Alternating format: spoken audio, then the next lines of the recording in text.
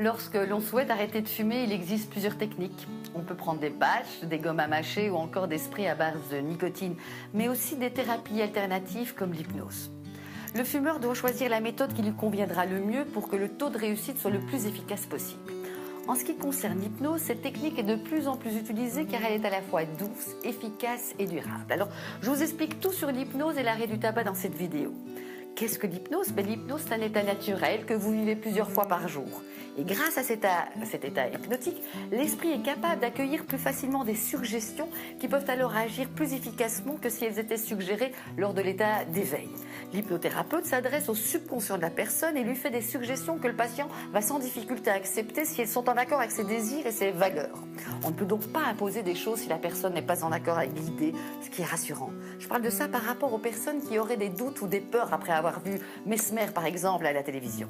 En état hypnotique et donc lorsqu'on s'adresse au subconscient, il s'opère des modifications durables suite aux suggestions évoquées par l'hypnothérapeute. On peut utiliser l'hypnose dans différents buts, comme la dépendance au tabac, la perte de poids, les phobies, la timidité, manque de confiance en soi et de gérer son stress. Alors comment se passe une séance d'hypnose contre le tabac?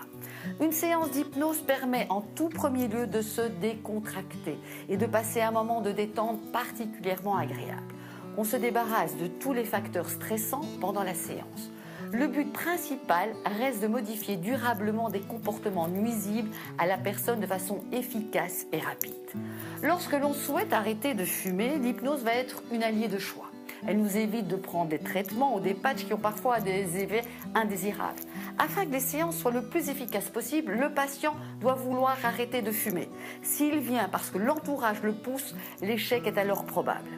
Une fois les motivations déterminées, le praticien fait alors des suggestions positives à la personne, comme pouvoir vivre sans tabac, respirer à plein poumon, sentir bon, avoir la nausée lorsqu'on sent la fumée de cigarette, vaincre la dépendance et éviter les maladies.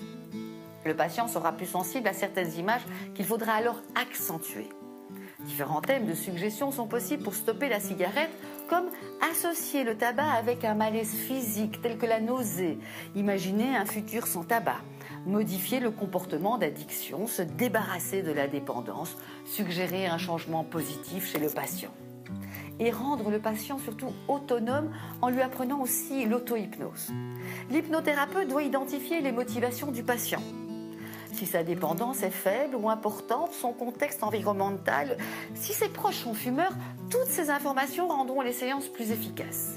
L'hypnose va aussi lutter contre l'addiction en douceur.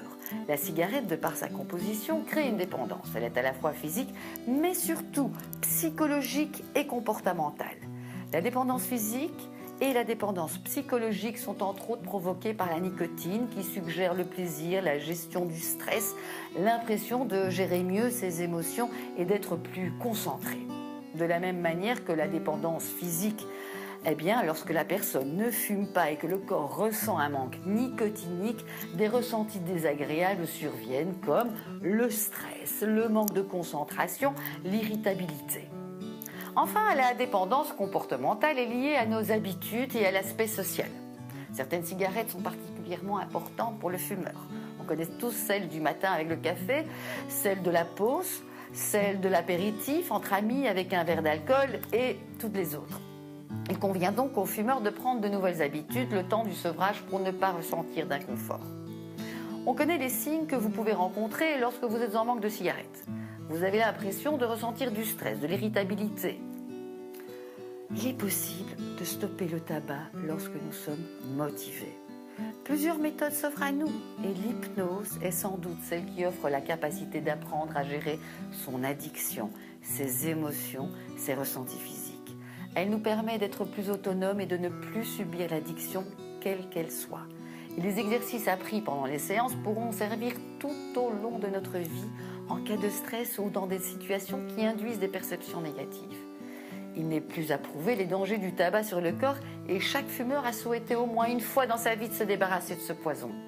Alors, n'hésitez plus à essayer des techniques douces comme l'hypnose pour vous libérer enfin, définitivement du tabac.